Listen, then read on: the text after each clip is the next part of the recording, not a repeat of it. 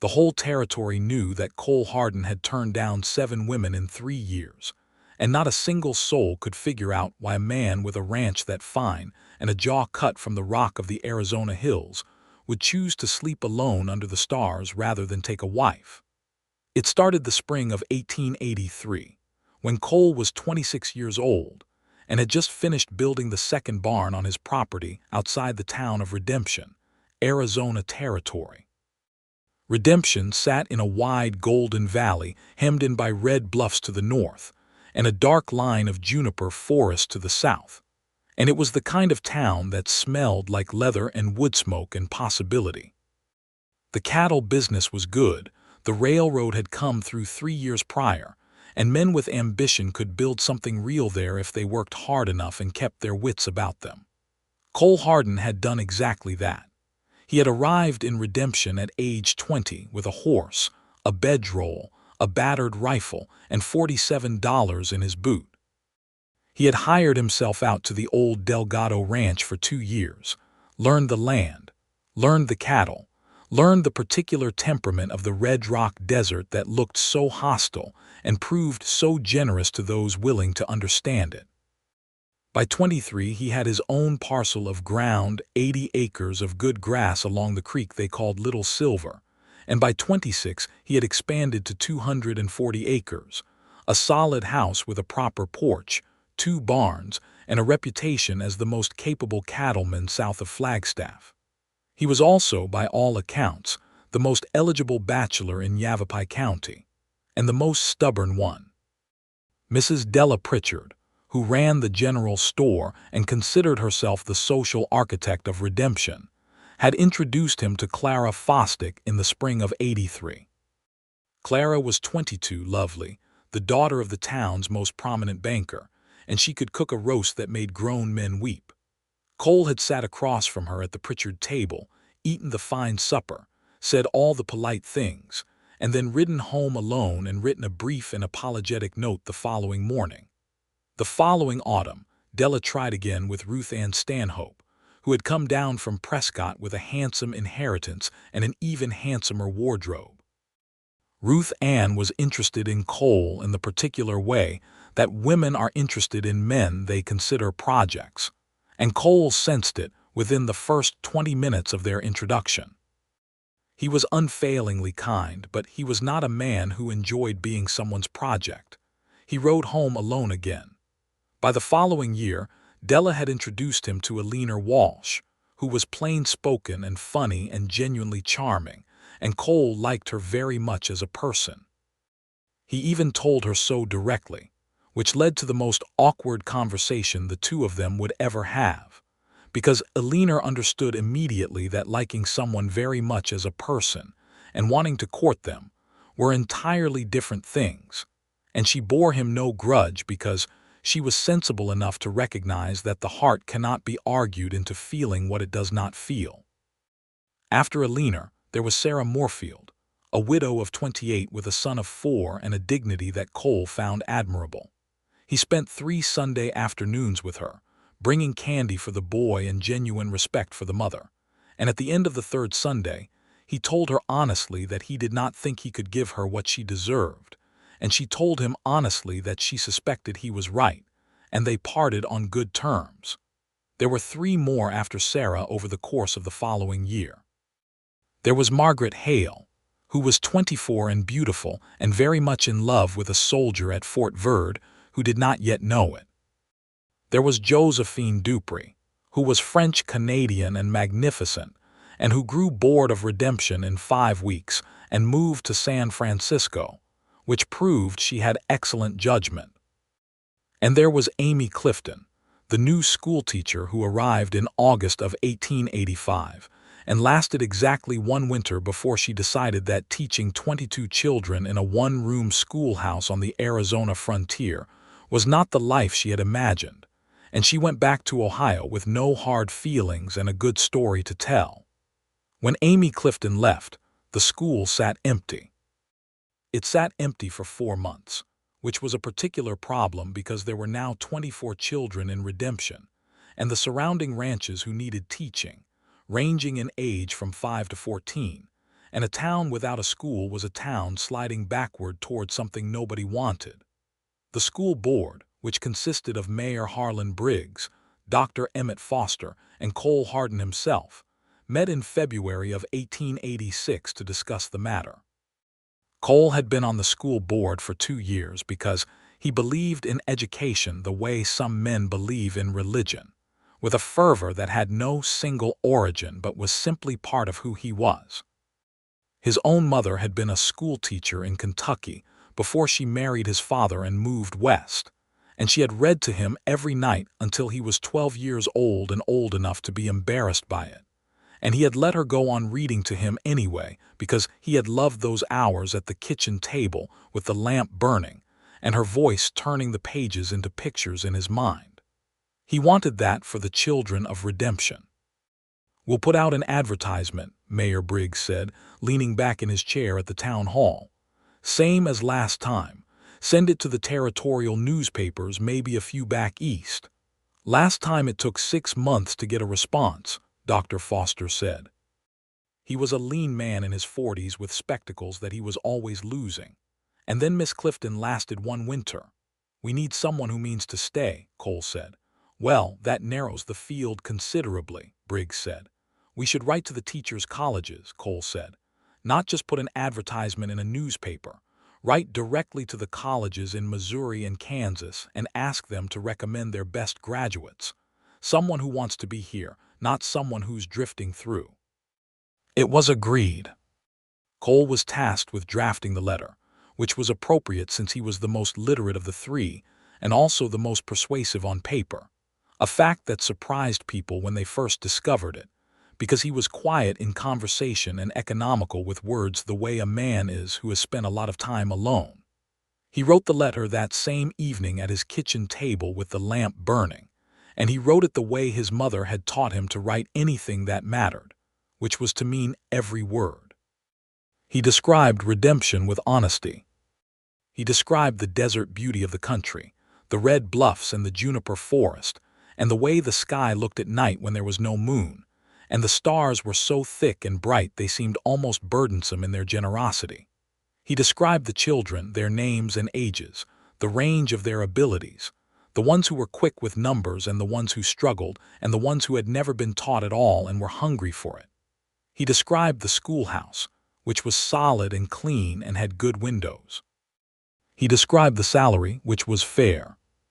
He described the accommodations, which were a small house adjacent to the school that had been fixed up in anticipation of a long-term occupant. And then, because he was an honest man, he described the difficulties, the isolation, the dust, the summers that could be brutal and the winters that could be surprising in their ferocity for a desert place. The fact that the nearest city of any real size was Prescott, a full day's ride to the north. He did not want to lure someone there under false pretenses. He wanted someone who would read that letter and think yes and mean it. He sent copies to 6 teachers' colleges, and he went back to his ranch and his cattle and his life, and he waited. The letter that changed everything did not come from a teacher's college. It came from a town in Kansas called Harlan's Crossing, postmarked in late March, 3 weeks after Cole had sent his own letters out. It was addressed to the Redemption School Board, and Mayor Briggs received it with the rest of the mail and nearly filed it in the wrong pile before he noticed the neat handwriting on the envelope and remembered what they were waiting for. He brought it to Cole that same afternoon, riding out to the Little Silver Ranch the way men did when they had news that they thought belonged to the person it most concerned, rather than being read at a public meeting. Cole was repairing fence along the east pasture when Briggs rode up, and he stood and stretched his back and took the letter from the mayor's hand and looked at the handwriting on the envelope for a moment before he opened it. The handwriting was precise and even, but not the stiff precision of someone showing off. It was the handwriting of someone who had written a great deal and had found, through practice, the most efficient and readable way to form each letter. It was the handwriting of someone who thought clearly. He opened it and read. The letter was from a woman named Nora Calloway. She was 24 years old and had been teaching in Harlan's Crossing, Kansas for 2 years. She had seen Cole's advertisement in the Kansas City newspaper. She explained, not the letter to the colleges, just the newspaper advertisement that the mayor had placed as a separate effort. She wrote without false modesty and without false humility. She said she was a good teacher. She said she could demonstrate this through the written assessments of her current students and through the testimony of 3 families in Harlan's Crossing who had agreed to write on her behalf if needed. She said she had grown up on a farm outside Abilene and was not frightened of hard work or rough country or dust. She said the children Cole had described in the advertisement sounded like children who deserved a real chance and that she would like to give it to them. She said she had one question before making any commitment. The advertisement had described the town briefly, but she wanted to know something specific about the school itself. Not the building, which the advertisement had described well enough, but the philosophy. What did the school board believe education was for? Was it for producing obedient children who could read well enough to follow instructions? Or was it for producing thinking people who could make their own way in the world? She said her answer to that question was the latter, and she would very much like to know if the school board agreed. Cole read the letter twice standing in the east pasture with the afternoon sun tilting long and golden across the grass, and then he folded it carefully along its original creases and put it in his breast pocket against his heart, which was an unconscious gesture that he did not notice himself making. Mayor Briggs was watching him with the particular expression of a man who recognizes something significant happening without knowing quite what it is. "Well," Briggs said, "she's asking a good question," Cole said. "What question?" "What we think education is for." Briggs considered this. "I suppose we think it's for teaching children to read and cipher and conduct themselves properly." "That's the minimum," Cole said. "She's asking if we want more than the minimum. Do we?" "I do," Cole said. He wrote back to Nora Calloway that same evening. He did not write the kind of letter a school board writes. He wrote the kind of letter a man writes when he is responding to an honest question with an honest answer, and he wrote at length because the question deserved length. He told her that he believed education was the most important thing a town could invest in because a child who knew how to think could survive anything, and a child who didn't was always at the mercy of whoever was doing the thinking for them. He told her that he had read every book in Redemption's small lending library twice and had ordered more at his own expense because he thought the books were as important as the cattle, which was a thing he had never said aloud to anyone before, and he wasn't entirely sure why he was saying it now.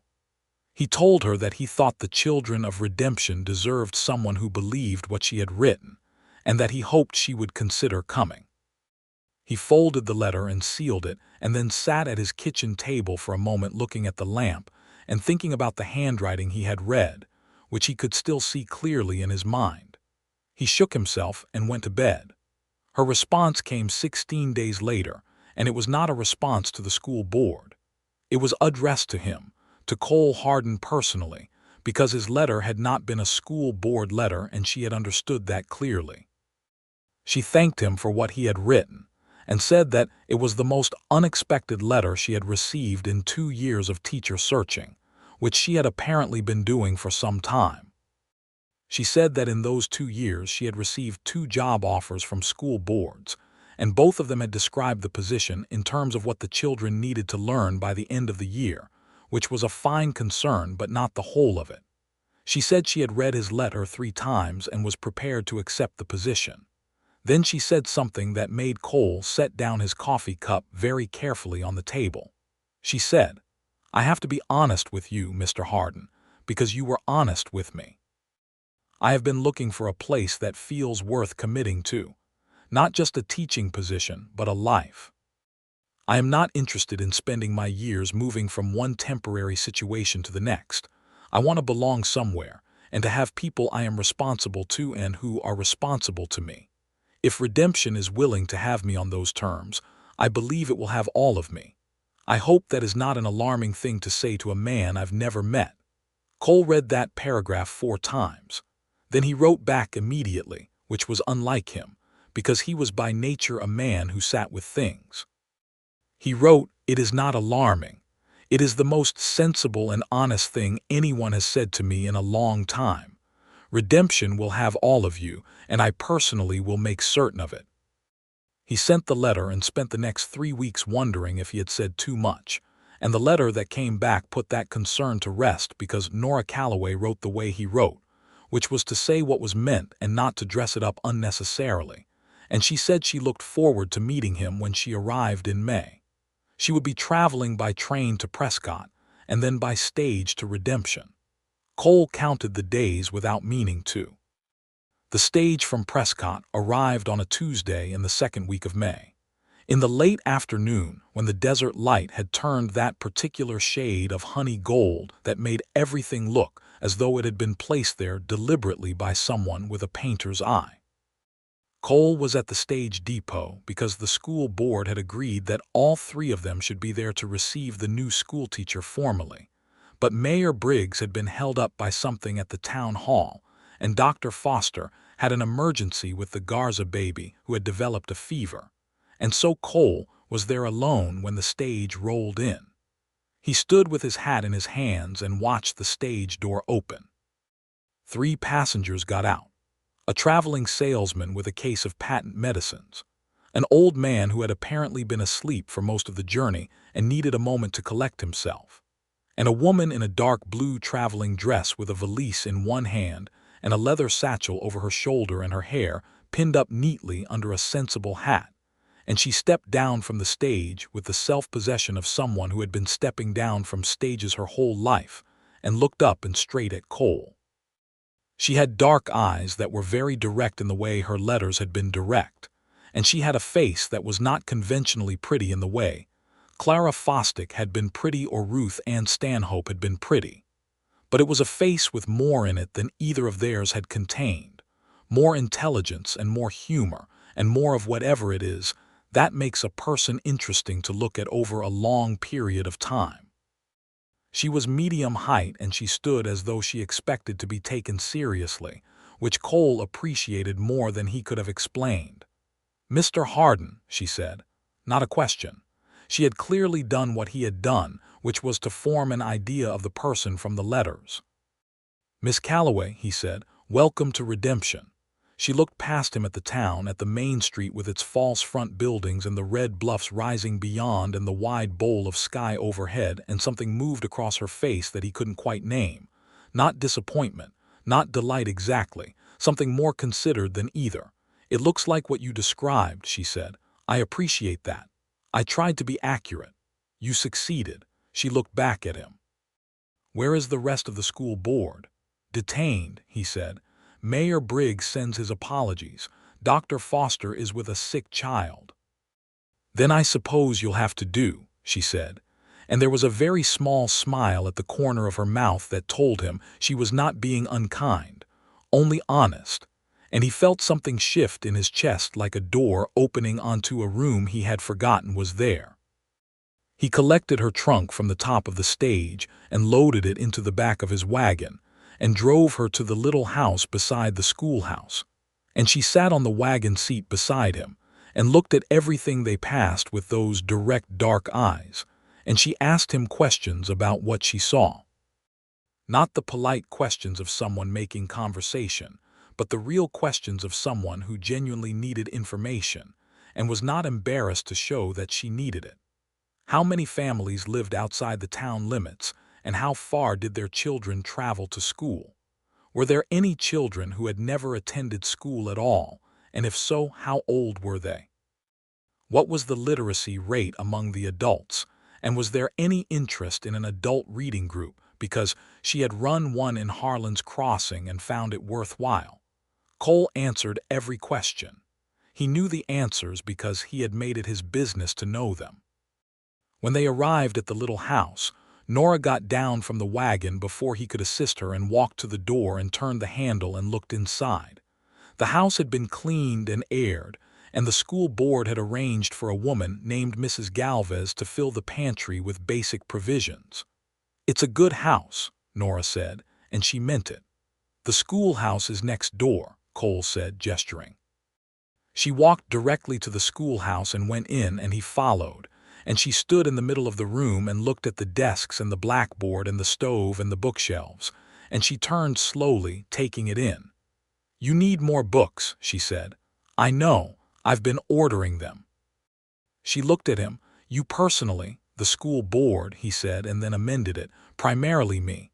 Why? The question surprised him in its directness. Because children need them. She held his gaze for a moment.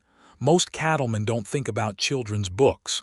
I told you in my letter that I order books." "You did," she said. "I remember."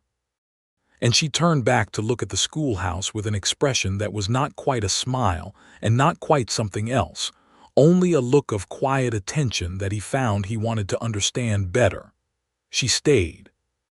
She was not like Amy Clifton, who had struggled with the isolation and the dust and the foreignness of the desert, and had spent her year in redemption looking a little lost even on the best days. Nora Calloway was not lost. She knew where she was from the first week, and within a month she knew the names not only of all 24 students, but of all their parents and most of their grandparents if they were living nearby. And she knew which family was struggling financially and made sure their children were never embarrassed about it. And she knew which children were quick and needed more challenge and gave it to them. And she knew which children were slow and needed patience and gave them that. The children loved her quickly, the way children love teachers who are genuinely interested in them, which is to say without reservation, and with a completeness that adults rarely manage. Cole heard all of this secondhand at first. He would see her at church on Sundays, which was when the community gathered and news traveled, and people would tell him how well the schoolteacher was doing, and he would nod and feel a warm, complicated thing in the center of his chest that he was not yet willing to examine too closely. He had reason to be at the schoolhouse formally, as a member of the school board, and he used that reason to stop by in the late afternoon once a week, which was the time he and Nora had agreed upon for reporting her needs and observations to him, so that he could relay them to the full board at their monthly meeting. But those afternoon visits became something that neither of them kept strictly to business. She would finish with the last student and close the schoolhouse door, and they would stand on the little porch in the afternoon light, and he would ask how things were going and she would tell him. But then she would ask him something in return, something that had occurred to her in the course of the week, something about the land or the cattle or the history of the territory, things she wanted to understand because she believed that a teacher who didn't understand the world her students lived in was not really teaching them. And he would answer her, and then he would say something that made her think, and they would stand on that porch until the light went gold and then amber, and then the first stars appeared, and one of them would notice the time and they would both be slightly surprised. It went on this way through June and July. Cole began to bring things to those meetings, small things, a book he thought she might find useful, a report from the Territorial Education Board that had some useful numbers in it, once a cluster of desert wildflowers that he told himself he had picked because he was passing the south meadow anyway, and thought she might want to put something in the empty vase on the schoolhouse windowsill. She put them in the vase and said nothing that was not simply thank you, but when he glanced back from the road she was still looking at them. By August, he knew he was in serious trouble, not the kind of trouble that frightened him. The kind that a man recognizes as significant because it changes the way he sees the hours of his days, makes some hours brighter and others duller depending on whether he is moving toward a certain thing or away from it. He thought about her during the workday in the particular way that is both pleasant and inconvenient, the way a tune runs in your head while you are trying to concentrate on something that requires quiet. He thought about what she had said the previous Thursday, about the boy named Thomas who was 13 and had never been taught to read properly and was ashamed of it, and how she had found a way to teach him without the other children knowing, and how Thomas was now reading a primer on his own and bringing it home to show his mother. Cole had felt something so warm when she told him that he'd had to look away from her face for a moment. He thought about the way she stood when she was thinking, slightly sideways with her arms crossed and her chin down, and the way she stood when she had arrived at a conclusion, which was straight on with both feet planted and a look of settled certainty that made him feel, irrationally, that the world was in reasonable order. He thought about this so much that his ranch hand, a steady Mexican man named Pedro Garza who had worked for him for 3 years and knew him better than almost anyone, finally said something in early August while they were working cattle in the south pasture. Pedro said, "You are thinking about the school teacher." Cole said, "I'm thinking about whether that heifer is going to need assistance this season." Pedro looked at the heifer in question. "She is fine. You are thinking about the school teacher." Cole did not answer, which was its own answer. "You should tell her," Pedro said. "Tell her what?" Pedro smiled with the patience of a man who knows he will be proven right and is willing to wait for it. "Whatever it is you are thinking about while you are supposed to be thinking about that heifer." The thing that stopped Cole was not uncertainty about his own feelings. He was reasonably sure of those. What stopped him was a more complicated concern. Nora had come to redemption with a purpose. She had said clearly in her letter that she was looking for a place to belong, that she wanted to commit herself to something real. She had come to teach, and she was teaching, and she was doing it beautifully, and he did not want to make her position uncertain or awkward by bringing his own feelings into it. She could not easily leave if she found his attention unwanted. She was living in the house beside the school and teaching the children of people who knew Cole and regarded him as a fixed feature of the landscape. He was on the school board. The power in the situation was not balanced in her favor. He thought about this carefully and seriously, the way he thought about decisions that had consequences for people beyond himself. And then September arrived, and something happened that took the decision somewhat out of his hands. It was a Saturday, and there was a community gathering at the Harlan Briggs house for the annual end-of-summer supper, which was the largest social event in Redemption outside of Christmas. Everyone came to these suppers, the ranch families riding in from 10 miles out, the town families walking from their houses, and tables were set up in the yard, and there was food enough for twice the number of people present. Nora had been invited along with everyone else, and Cole had seen her arrive with Mrs. Galvez, who had become something of a friend to her, and she was wearing a dress he hadn't seen before, a deep red that was not the color of celebration exactly, but was the color of someone who knew what suited her, and she moved through the crowd with the ease of someone who had stopped being a newcomer and become simply a person who lived here. Greeting people by name and remembering the details of their lives in the way that marks the difference between a teacher and a very good teacher.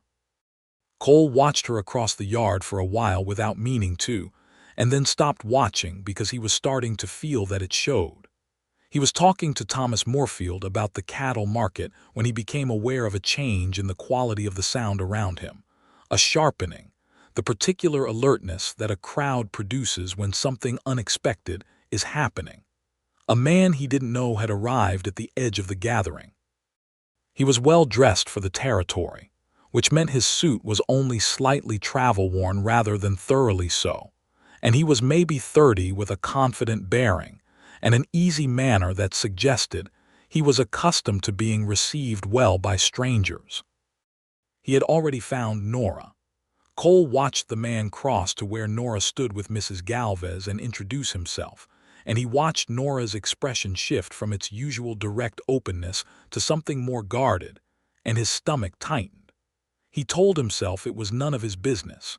He talked to Thomas Moorfield about cattle prices for another 5 minutes and did not look across the yard again. When they sat down to supper, the man, whose name turned out to be James Aldrich and who was a land speculator from Tucson, managed to find a seat near Nora, and Cole found a seat at the other end of the table with Pedro and Pedro's wife Rosa, and told himself this was perfectly natural. "Doctor." Foster sat beside Cole and said, in the conversational tone of a man who is choosing his words carefully, "The new fellow seems taken with our school teacher." "I hadn't noticed," Cole said. Foster looked at him over his spectacles with the expression of a doctor who has just been told that a patient is feeling fine. "Of course not," he said. After supper, when people were moving about with their coffee and their conversations, Cole found himself standing near the well house, looking at the stars, which were doing their usual extravagant thing overhead, and which he appreciated without being entirely present to them, when Nora appeared at his elbow. "You've been avoiding the north end of the yard all evening," she said. He looked at her. "Have I?" "Yes," she said. "I noticed." He was quiet for a moment. The stars were very bright. From across the yard he could hear James Aldrich laughing at something with the mayor's wife. "Is he someone you know?" Cole said, which was not what he'd planned to say. He had planned to say nothing of consequence. Nora looked at him with those direct dark eyes. "No, I've never seen him before tonight." "He seems interested in your company." "He does," she said. "He's been very attentive." She paused. "I found it less interesting than I might have."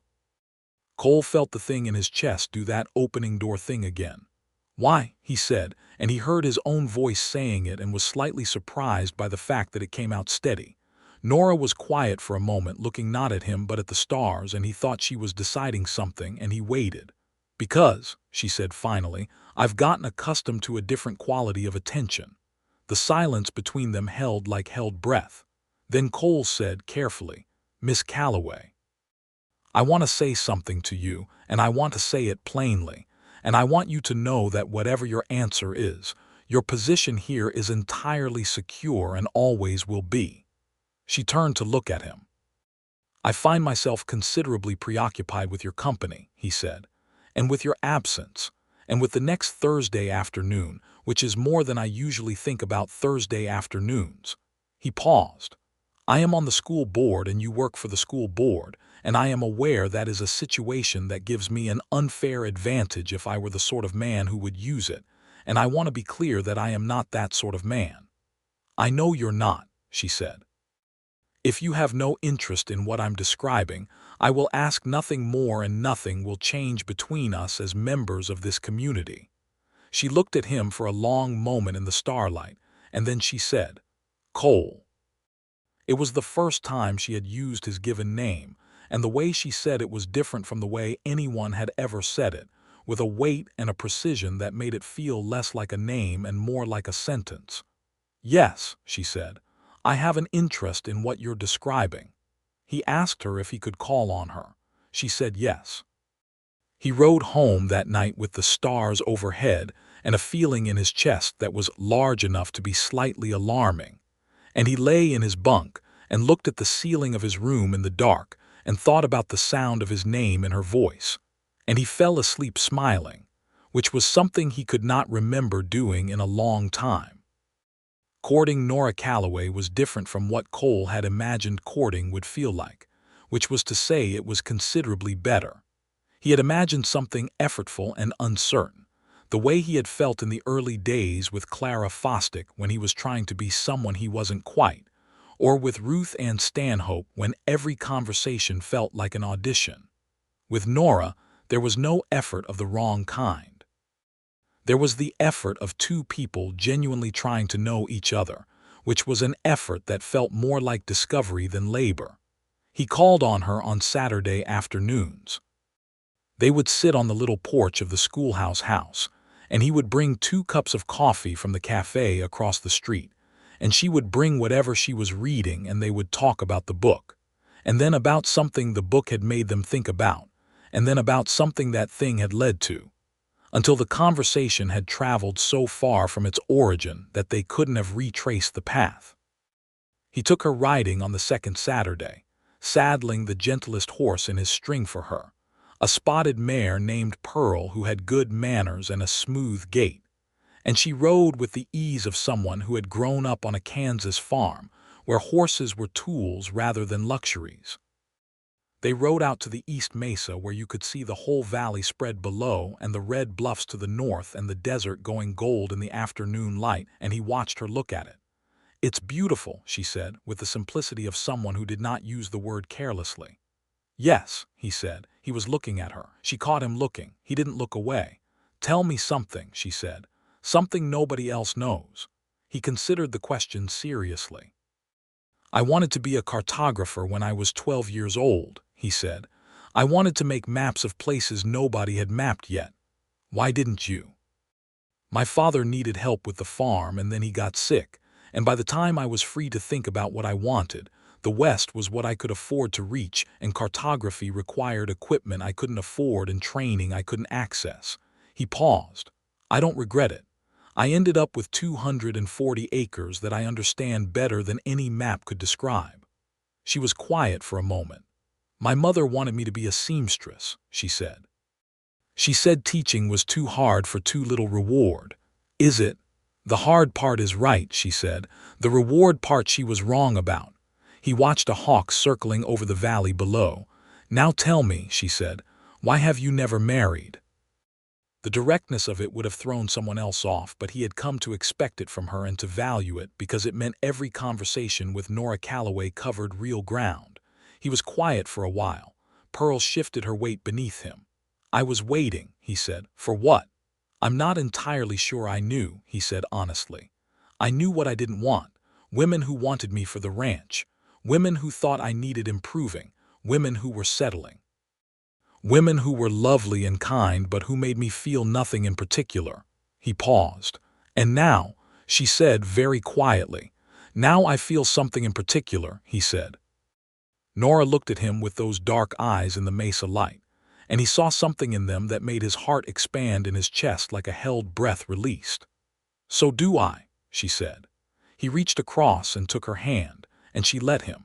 And they sat there on horseback on the East Mesa with the whole valley below them and the red bluffs burning in the late light, and neither of them said anything more for a while because nothing needed to be said.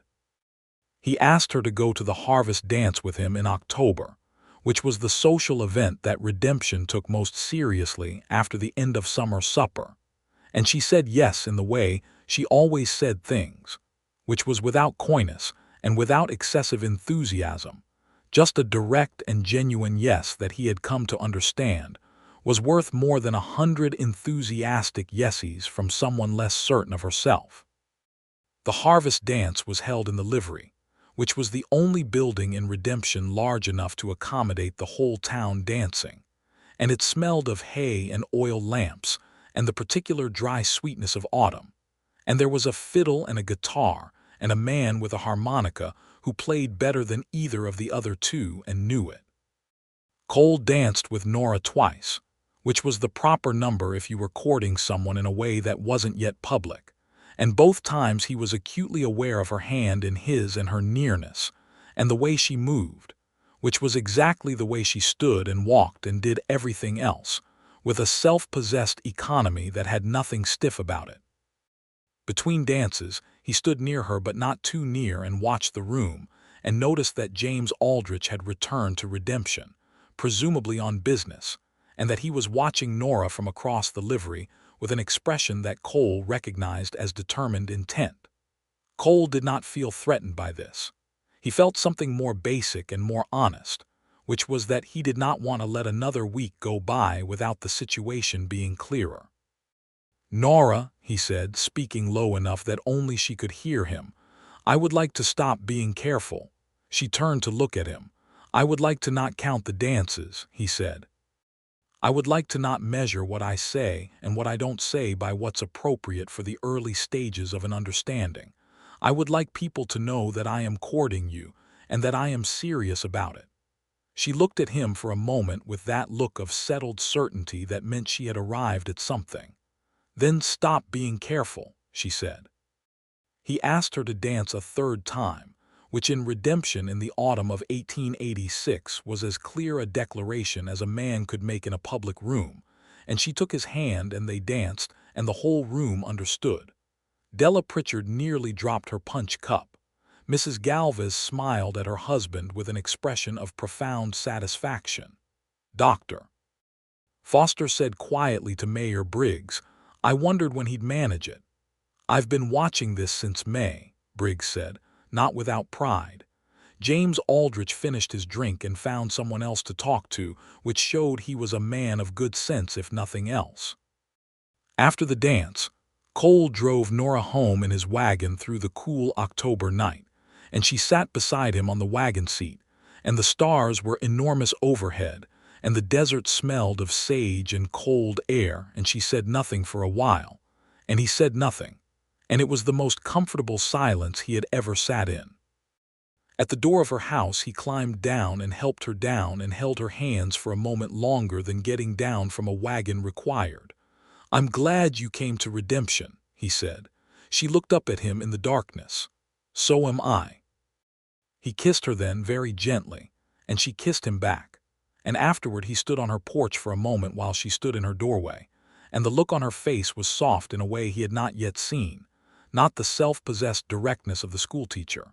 Something underneath that, something more private, and he was aware that she was showing him something she did not show everyone, and the weight of that made him feel both large and careful, the way you feel when you are trusted with something precious. He tipped his hat and went home and lay in his bunk staring at the ceiling again, but this time without the same uncertainty. This time he knew exactly what the feeling was, and he let himself name it, alone in the dark with the coyotes singing somewhere out on the flats. He was in love with her. The weeks that followed were the best weeks of his adult life, which he recognized even while living them, which is rare enough to be worth noting.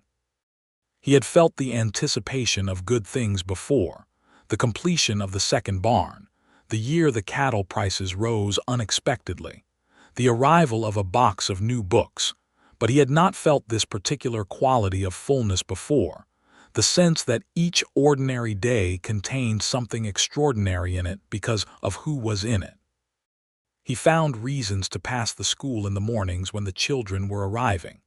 He would sometimes hear her through the schoolhouse windows, her voice carrying clearly in the dry desert air, and the sound of it organized something in him the way a resolved chord resolves in music. He would stop his horse for a moment and listen to her teaching, to the precision and warmth of it, and then ride on. On Thursdays they still met on the school porch, but it had stopped being a school board meeting and become something else, a specific ritual of the week that both of them oriented toward the way plants orient toward light. They would talk until dark, and then he would leave reluctantly, and she would stand in the doorway and watch him ride out down the main street, and he knew she was watching without looking back because he could feel it. He introduced her to Pedro and Rosa Garza formally, bringing her to the ranch on a Saturday afternoon in November, and watching Pedro shake her hand and give Cole the look of a man who has been proven conclusively right, was one of the finer moments of the autumn. Rosa Garza, who was the most sensible woman Cole knew and the one whose opinion he trusted most, drew him aside in the kitchen while Nora admired the view from the porch window. "She is very good," Rosa said. "I know," Cole said. "No, I mean it differently," Rosa said. "She is good in the way that is rare. She sees things. She pays attention." Rosa glanced toward the porch window. "She is looking at the same land you love. She is seeing it the same way." He looked at Rosa. "You should not wait too long," Rosa said, "but also do not rush. Let her be sure." "How will I know when she's sure?" Rosa smiled. "She will tell you. She is not a woman who makes you guess." He brought Nora to his ranch for supper the following week, and she walked through the house with an attentive eye that he understood was not an inspection but an orientation, the way she took in every new environment she encountered, wanting to understand its logic. She ran her hand along the bookshelf and looked at the titles and said nothing for a moment, and then she turned and looked at him. "You really do read all of them," she said. "Every one," he said. She smiled then, the full smile, not the small one at the corner of her mouth but the genuine article that changed her whole face and that he had been working toward all autumn. "Good," she said. They had supper at his kitchen table, just the two of them, and it was easy and warm, and she helped him wash the dishes afterward without being asked, and they stood at the wash basin in the lamplight doing an ordinary domestic thing, and the ordinariness of it was so profound and so right that he had to make a deliberate effort to continue washing dishes rather than stopping and telling her what he was thinking. What he was thinking was that he could do this for the rest of his life. The supper and the lamplight and the ordinary work done companionably, and the conversation that was always going somewhere interesting, and the sound of her moving through his house with the ease of someone who belonged in it.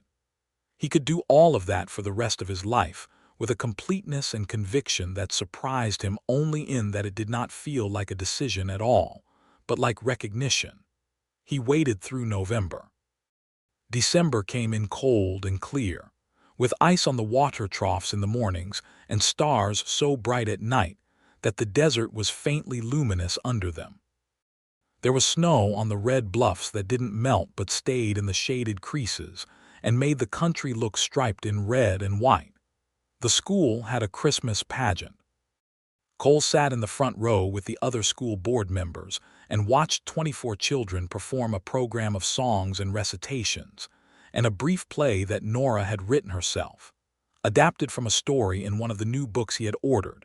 And the children were proud and nervous and triumphant in the particular way of children, given a real chance to show what they can do. And Thomas, the boy who had learned to read in secret and was ashamed of nothing now, stood up in front of everyone and read a poem aloud in a clear, strong voice without stumbling on a single word, and Cole had to look at the floor for a moment.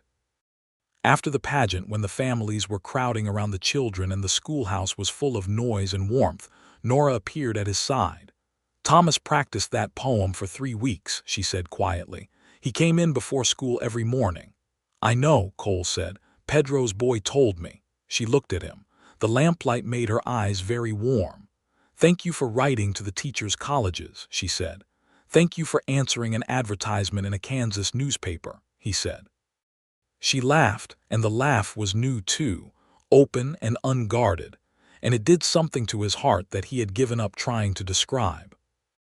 On Christmas Eve, Nora had supper with Cole at his ranch and with Pedro and Rosa and their children, because they always spent Christmas Eve together as the nearest thing any of them had to extended family in the territory.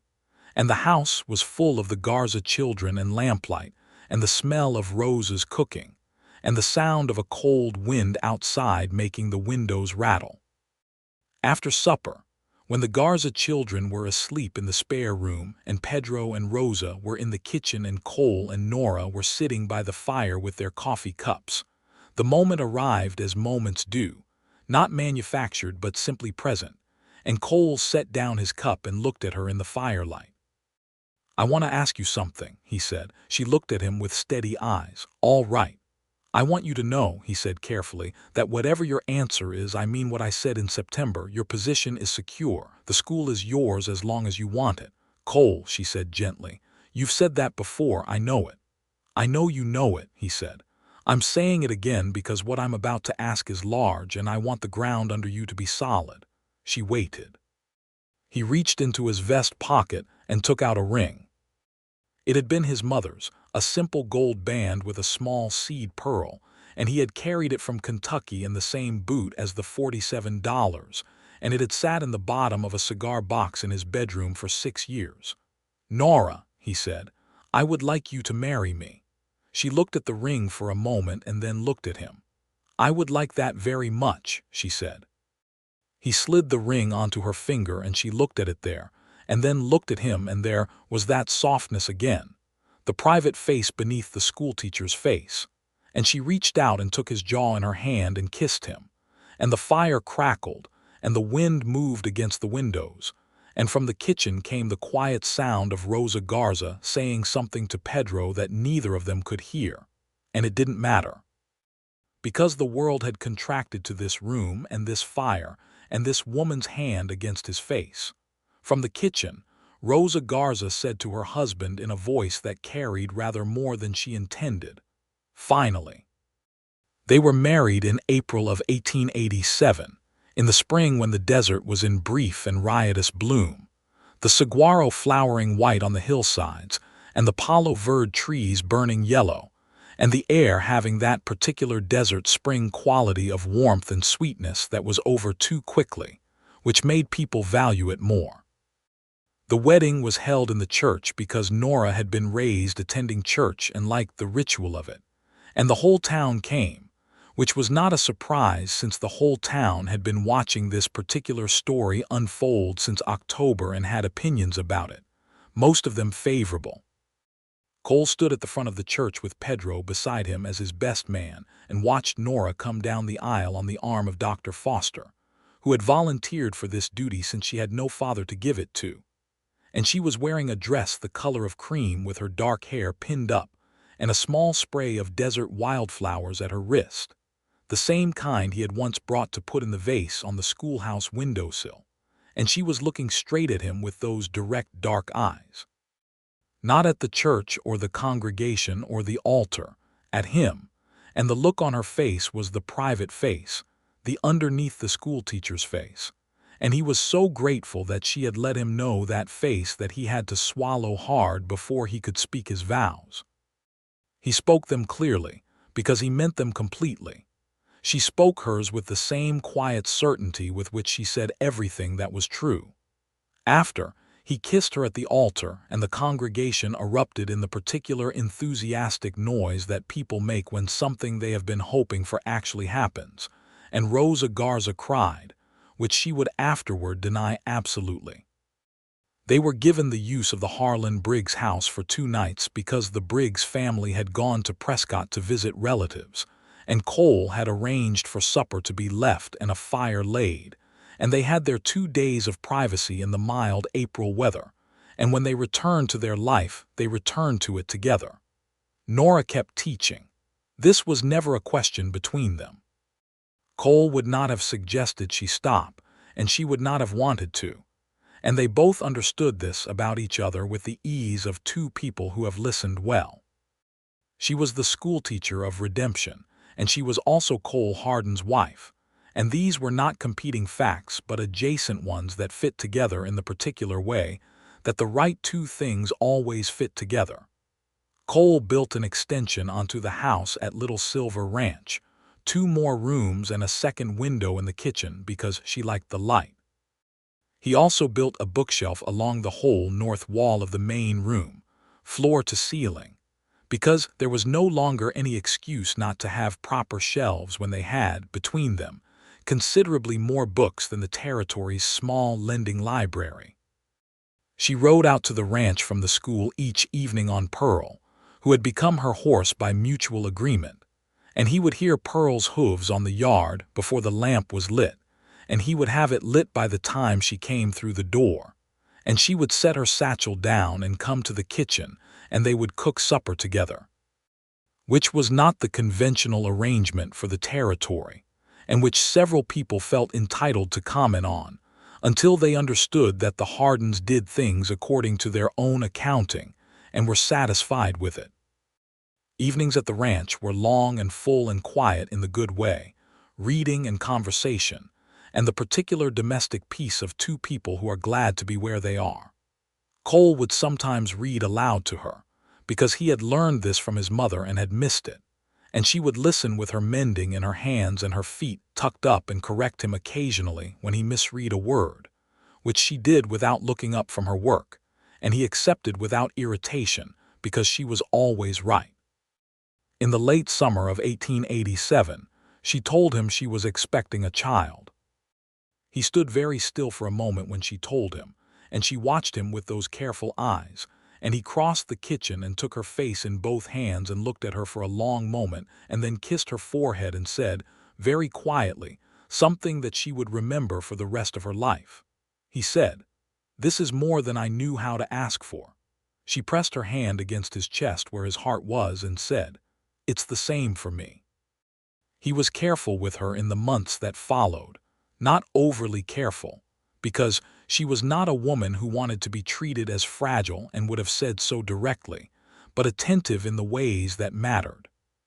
He saw to it that Pearl was exercised more gently. He made sure she had wood for the school stove before she needed to ask. He rode to Prescott himself in October to get the particular tea that Dr. Foster had recommended, and that Prescott's apothecary stocked, and Redemption's did not. The winter was not as hard as the previous one but had its moments, and he lay awake some nights listening to the wind and the darkness and the steady sound of her breathing beside him, and he thought about what was coming and felt a combination of anticipation and gravity that he found he welcomed. Their son was born in March of 1888, just before the first anniversary of their wedding, in the bedroom of the Little Silver Ranch with Dr. Foster attending, and Rosa Garza beside Nora because Rosa had brought 4 of her own children into the world, and her calm presence was worth as much as any medicine. Cole was sent to the kitchen and stayed there for what felt like the longest night of his life.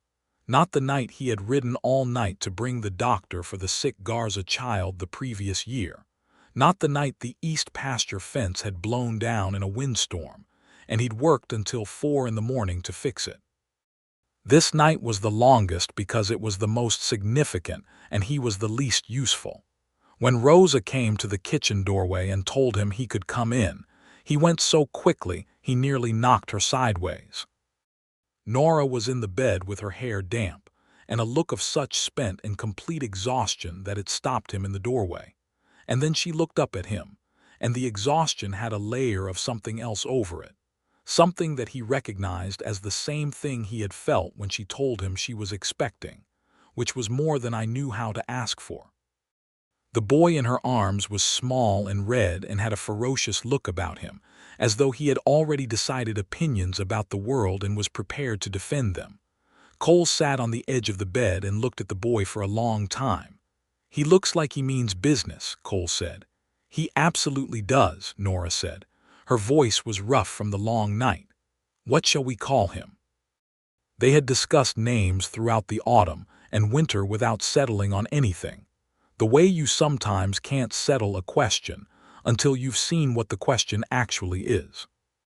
Now Cole looked at the boy and thought about his mother in Kentucky reading by the lamp, and about his father who had worked himself to the bone for his family and never complained about it, and about the particular kind of life you could build in this country if you were willing to work and pay attention. "James," he said. "James Samuel Harden." Samuel had been his father's name. Nora looked down at the boy. "James Samuel," she said, trying it. "He looks like a James." "He looks like someone who will give us a considerable amount to think about," Cole said. Nora laughed, and the roughness in her voice made the laugh sound more like itself somehow, more essential. "Give me my son," Cole said, and she passed the boy to him carefully, and Cole held James Samuel Harden for the first time in the lamplit bedroom with the March wind outside, and the desert waiting on all sides and the first light of dawn starting in the windows. The boy was so small. Cole had not expected that level of smallness to be possible in combination with that level of apparent ferocity. He held him with both hands and the boy looked up at him with unfocused eyes, and Cole felt the ground shift under him in some fundamental way, as if the ranch and the territory and the whole architecture of his world had rearranged itself around this new center. "Hello," Cole said to his son. "I am very glad you are here." The boy made a sound that could have been anything, and Cole looked up at Nora, and she was watching him hold their son with an expression of such complete love that he felt it like a physical thing, warm and solid and enveloping. "Thank you," he said. "For what?" she said. "For answering an advertisement in a Kansas newspaper," he said. She laughed again, exhausted and warm and right. James Samuel Harden proved his father's early assessment accurate. He was a considerable thinker from the moment he could talk, which happened early, and with a thoroughness that startled everyone including Cole, who had known better than to be surprised by his wife, and apparently needed to extend that knowledge to his son.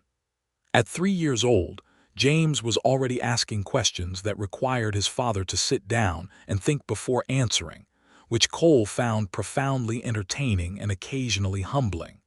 Nora was not surprised by this. She had taught enough children to know that a thinking mother and a thinking father tend to produce thinking children, and she considered it her best professional validation. Nora continued to teach. The school grew.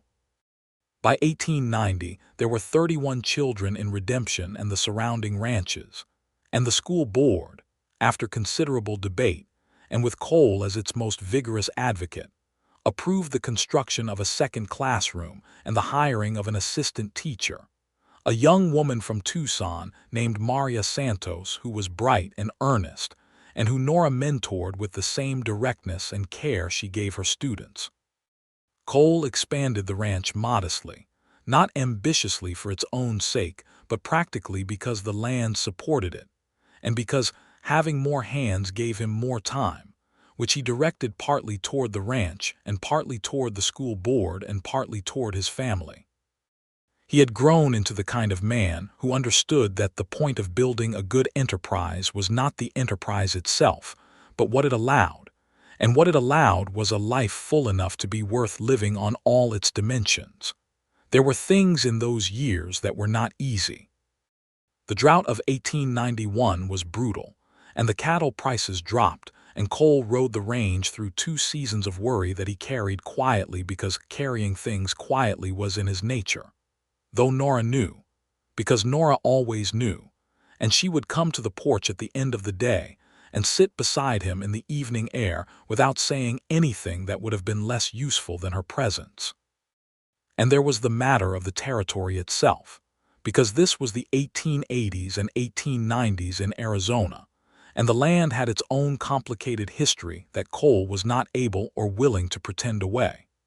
The Apache people had been confined to the San Carlos Reservation in 1876, and the displacement was a wound on the land, and on justice that he felt when he rode the country and thought about who had been there before him, and under what circumstances they were no longer there. He talked to Nora about this, because he could talk to Nora about things that were true and difficult, and she brought it into her teaching in the way a good teacher does, which is to acknowledge the full history of a place and its people so that the children who grew up there understood what they had inherited and what that meant. She taught the children about the Yavapai and the Apache and the Spanish and the Mexican and the Anglo settlers in a way that was honest about the costs and the injustices without being without hope, because she believed that you could not build a better future on a foundation of convenient forgetting. This was not without controversy. There were families in the community who preferred the simplified story. Cole stood by her without qualification when the controversy came, because she was right and he knew it, and because he was the kind of man who stood next to what was right even when it was inconvenient. She knew this about him, and it was one of the reasons she loved him. By 1892, when James was 4 years old, Nora found herself expecting again. This pregnancy was easier than the first in some ways and harder in others, as pregnancies tend to be, each one its own particular experience with its own particular logic. Cole was as attentive as he had been the first time and somewhat more useful, having learned from James's birth that the kitchen was not where he did anyone any good. Their daughter arrived in November of 1892, during a cold snap that had iced the water troughs and turned the desert into a landscape of pale frost on dark rock, and she was born quick and loud, and announced her opinions about the world immediately, and at volume, which Cole told Rosa Garza was obviously her mother in her. Rosa, who was holding the baby while Nora rested, said, "I think she is more like her father, actually. Look at that face." Cole looked at the face in question. His daughter had his coloring, his gray-green eyes, and the same set to her jaw that he saw in the mirror every morning. "God help us both," he said, and Rosa laughed so hard the baby startled. They called her Clara after no one in particular, but because the name had been on Nora's list for 2 years, and felt right the moment she said it in the bedroom with the frost on the windows and the lamp burning. Clara Harden came into the world with Cole's gray-green eyes and Nora's force of will, and she was the particular combination of her parents that made people stop and look twice, not because of her appearance, though that was fine, but because of the quality of her attention. She watched people and places and situations with a focused intensity that reminded Cole irresistibly of Nora stepping down from the Prescott stage in May of 1886, looking at redemption with those considering eyes. James adored his sister from the first moment Cole brought him in to meet her, because James was the kind of child who was genuinely interested in new things rather than threatened by them. He put one careful finger against her tiny fist, and she gripped it with the reflexive strength of the newborn, and he looked up at Cole with an expression of such delighted amazement that Cole laughed out loud. "She is very strong," James announced. "She is," Cole said. "I think she will be good at everything," James said, with the blithe certainty of a 4-year-old who has not yet discovered the complexity of prediction. He was largely right, as it happened. The years arranged themselves around the ordinary, extraordinary texture of a life well built. Cole rode his range in the mornings and managed the ranch in the afternoons, and sat at the kitchen table in the evenings with his wife and his children, and the lamplight, and the books, and the conversation that was always going somewhere interesting. He served on the school board for another 10 years after Nora joined it as a full member when Harlan Briggs retired from it, and the two of them sitting in the same meeting and disagreeing about things periodically was one of the more entertaining features of Redemption's civic life. They disagreed in the productive way of two people who are each thinking seriously about the same problem and arriving at different angles.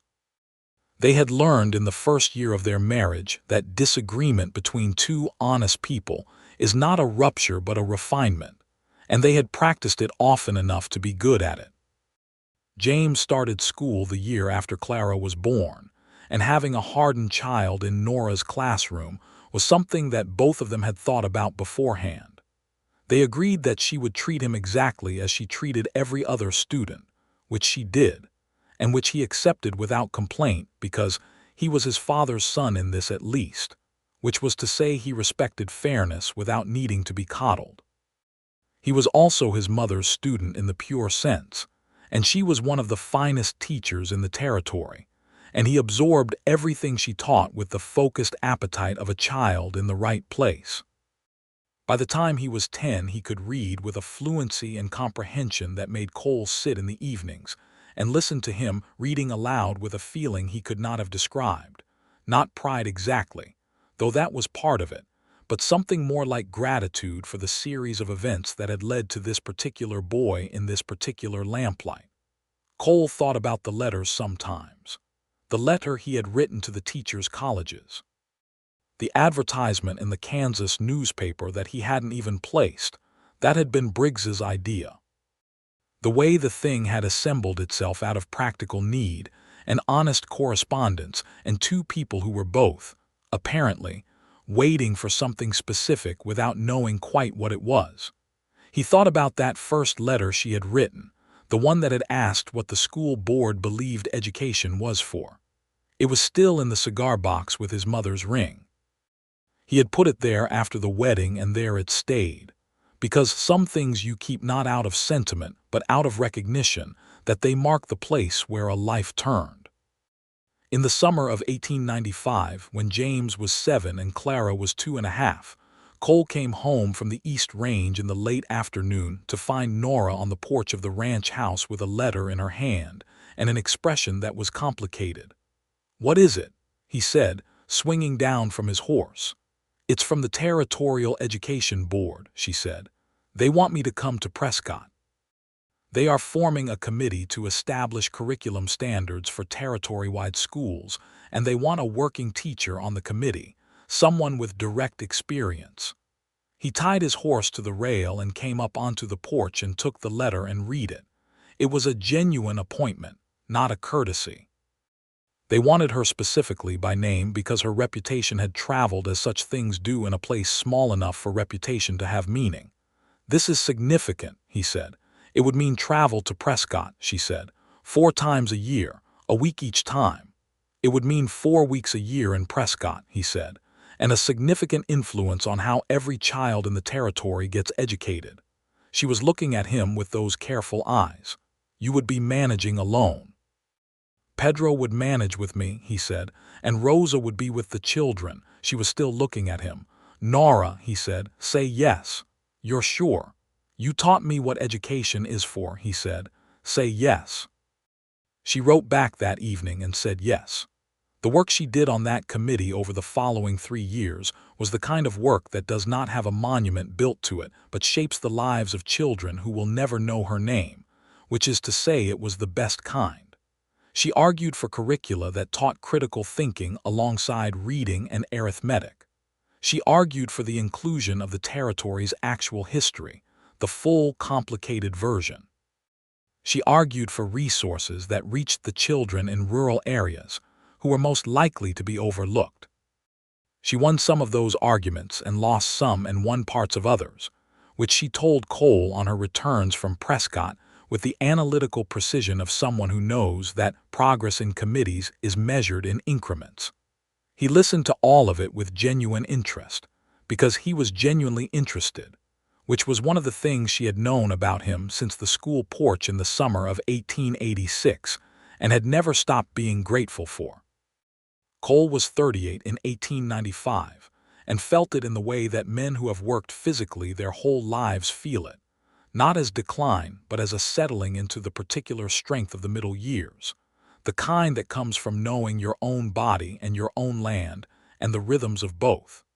His hair had threads of silver in it that Nora said she liked, which he believed because she was not a woman who said things she didn't mean. The Little Silver Ranch was 310 acres by then, which was what he considered its right size, enough to be properly productive without being more than he could know well.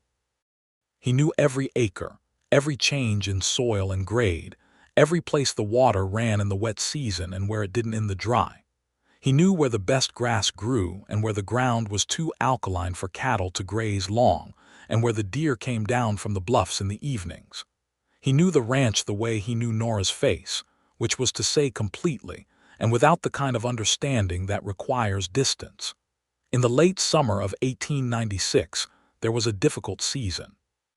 The cattle market had another bad year, following 2 years of relative stability, and 3 of the ranches to the south of Redemption went under and their families relocated, which altered the community in the way that every departure does, leaving gaps that take time to fill. Cole sold some of his older stock at a loss and made adjustments and rode through it without panic, because he had learned over 15 years of ranching that the land went through its cycles, and a man who panicked in the down cycles sold what he would need in the up ones. He said this to James one evening when the boy was 8 years old and had overheard a conversation about money that children were not meant to overhear. James said, "Are we going to lose the ranch?"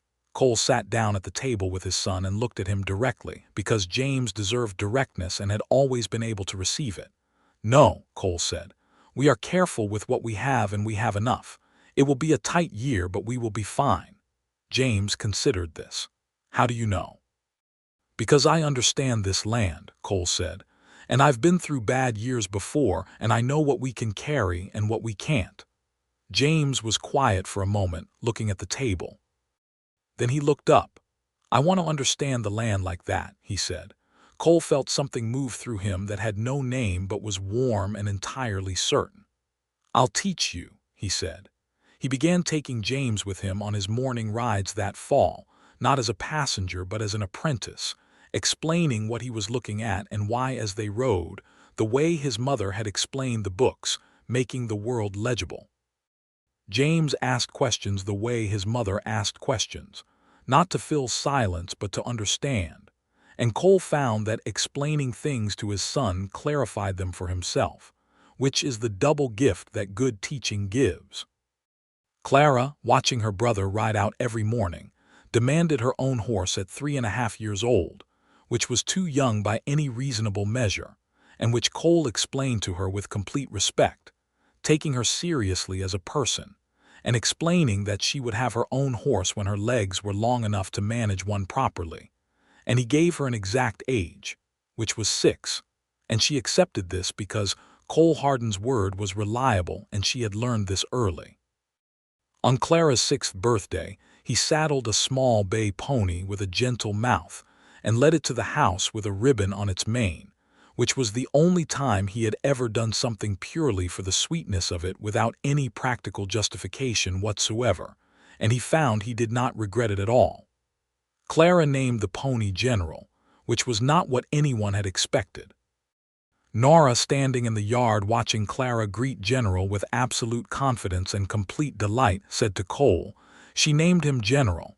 "She did," Cole said. "She is 6 years old." "She is," Cole said. They looked at their daughter, who was already telling General her opinions of things, and they looked at each other. And the look contained everything that 6 years of marriage and 2 children and a life built together in good country can contain, which is enormous. By the turn of the new century, Redemption had grown into a proper town with a bank and a second church and a hotel and a newspaper, and the school had expanded to 3 classrooms with 3 teachers, and Nora ran it with the same focused intelligence she had brought to that first classroom in 1886, enhanced now by 14 years of practice, and the particular wisdom that comes from having taught nearly every child in the valley, including her own. James, at 12, was the student his mother had known he would be, and the rancher in training his father was building deliberately and well. He was also starting to develop opinions about things beyond school and ranching, opinions about fairness and justice, and the way the world was organized, which he stated at the supper table with a directness that was so entirely familiar to both his parents that they had to be careful sometimes not to smile at exactly the wrong moment. Clara, at 8, was General's absolute ruler and the schoolhouse's most competitive student in arithmetic, which she had decided was her territory and would not share with anyone, including her brother, who was 4 years her senior and generally had more information. She was also her father's shadow on the mornings when James was not riding out, and she listened with the same intense orientation that Nora watched the land with when they were on the East Mesa. One evening in the spring of 1901, Cole and Nora were sitting on the porch of the ranch house in the warm April air, the same kind of air as the spring they had married, the saguaros flowering white on the distant hillsides, and the palo verde trees burning yellow, and the smell of the desert in bloom coming over the yard in the evening breeze. The children were inside. James was reading, and Clara was doing her arithmetic, which she apparently considered an activity suitable for any hour, and the lamp light was warm in the windows behind them. Nora was sitting with her feet up on the porch rail in the undignified, comfortable way she permitted herself only at home, and Cole was sitting beside her in the old chair he'd had for 15 years and refused to replace, because it had arrived at exactly the right degree of accommodation for his particular shape, and the stars were beginning to appear overhead. First one, and then several, and then the whole accumulating brilliance of an Arizona night. "Do you remember," Nora said, "what you wrote to me in your very first letter?" "Which part?" "The part about the sky," she said. "You described the sky at night. You said the stars were almost burdensome in their generosity." He was quiet for a moment, looking up at the generous sky. "I remember," he said. "That was the sentence that made me answer," she said. "Not the salary or the description of the schoolhouse. That sentence." He turned to look at her. She was still looking up at the stars with those dark eyes that saw everything clearly, and the lamplight from the windows touched the side of her face with gold. "A man who describes stars that way," she said, "is a man who pays attention to the world, and I have always found that the rarest thing." He reached over and took her hand where it rested on the arm of her chair, and she turned her hand and held his. "15 years ago," he said, "I didn't know what I was waiting for. And now," he looked at her, "the stars were doing their usual extravagant thing. The desert smelled of bloom and sage and cold, clean air coming off the distant hills." From inside the house came the sound of James turning a page, and Clara saying something to herself about numbers with an expression of satisfaction that they could not see but could perfectly imagine. "Now I know it was you," he said. "All of it was you. The ranch is better for you being on it. The school is what it is because of you. Those children in there are who they are because of you. I am who I am because of you." Nora squeezed his hand and looked at him, and the private face was fully present, the underneath the schoolteacher's face, the one she had shown him on the night of the harvest dance in 1886 when he had kissed her on her porch for the first time, and which she had never stopped showing him in the 15 years since. "I came looking for a place worth committing to," she said. "I found considerably more than that. What did you find?" She smiled the full smile, the genuine article. "I found you," she said, "and this land, and those children in there, and Pearl and General and Pedro and Rosa and all the rest of it." She paused. "I found my life, the actual whole of it." He brought her hand to his mouth and kissed her knuckles, an old-fashioned gesture that he had started doing very early in their marriage and had never stopped, and she watched him do it with an expression of complete and settled love. The fire of the spring night was in the air around them, and the stars were generous overhead, and the ranch was solid under their feet, and the children were inside in the lamplight. And Redemption was a real town now with real people who had built real lives in the Red Rock Desert. And the future was not a distant thing but right here, already in progress, already full. In the autumn of that same year, Thomas, the boy who had learned to read in secret, was 28 years old and running his family's farm and had 2 children of his own in Nora's school, and he stopped Cole in the main street one October morning to say something. He said, "Mr. Harden, I want you to know that my daughter read to me last night, from a real book." He paused, and his voice was slightly rough. "I know that's because of your wife, but it's also because of the school, and you've always been part of the school." Cole shook the man's hand and said what was true, which was that it was because of Thomas himself, who had been brave enough to learn when learning was hard, and that the rest of it just gave him the room to do what he was always capable of. Walking home from that conversation, Cole passed the school and heard Nora through the windows, her voice clear and warm and carrying in the dry desert air, and he stopped his horse the way he had stopped it many mornings over the years, and listened. She was explaining something about the way the stars move, because the autumn curriculum had turned to the natural world, and Nora taught everything as though it connected to everything else, which it did. She was telling the children about navigation by stars, about how sailors had done it for centuries, about how the land itself was navigable if you learned its signs.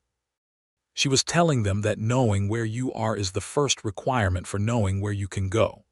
Cole sat on his horse in the October morning with the red bluffs burning in the north, and the juniper line dark to the south and the sky enormous overhead, and he listened to his wife teach the children of Redemption how to find their way, and he knew where he was, exactly, completely, and without the slightest shadow of uncertainty. He was home. Pedro Garza rode up beside him, because they were headed out to the South Range together, and Pedro had been waiting at the road junction, while Cole apparently stood listening to the school lesson. Pedro stopped his horse and listened for a moment. Then he looked at Cole with the expression of a man who was proven right 16 years ago and has not needed to mention it more than 3 or 4 times since. Cole looked at Pedro. "I know," Cole said. Pedro smiled. "You always knew," he said. "You just needed someone to write the right letter." They rode south together into the morning, and the desert opened around them, big and bright and full of everything worth having. And behind them the school bell rang and the children of Redemption settled in to learn how to find their way, taught by the woman who had found hers in a letter answered, in a stage arrived, in a voice that said his name like a sentence and meant it, in a life made together out of honest words and shared ground and love that had not so much arrived as accumulated. The way the good things do, word by word and season by season, until you look up one day and find that you are surrounded by more than you ever knew how to ask for, and every bit of it is real.